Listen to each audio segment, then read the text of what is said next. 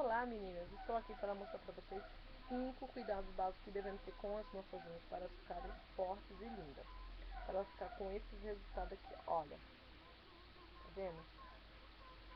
Eu fiz ela hoje. Então, em primeiro lugar, eu uso essa pomada aqui, ó. Bepantol. Tá vendo? Bepantol, não sei se tá focando por causa da luz. Mas é essa aqui, Bepantol. Você passa elas na unha, eu costumo passar ela 2, 3 vezes por semana, mas o bom mesmo é você passar todos os dias, porque o resultado vai ser bem melhor. Também eu uso bases. A primeira que eu comecei a usar foi essa daqui, ó. Eu comprei uma base normal, incolor e coloquei cravos da Índia, deixei curtir e passei na unha. Deu um resultado bom, eu gostei. Mas eu procurei, sabe, coisas mais fortes assim e encontrei esse daqui, ó, casca de cavalo. Vendo? Casco de cavalo. Muito bom.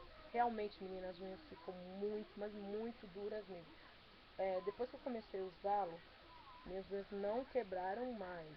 E eu tinha um problema porque minhas unhas elas quebravam muito, mas elas quebravam muito mesmo, com uma facilidade incrível. Em quarto lugar, eu usei essa aqui, ó, da Realce. Tá vendo? Realce. Ela é base para unhas fracas. Ela é da linha tratamento, muito boa também. E por último, eu tô experimentando essa daqui, ó, Nutribase da Colorama. Ela é pró crescimento, meninas, tá fazendo um belo efeito mesmo, ó. Olha, minhas unhas estão enormes, enormes mesmo, muito legal.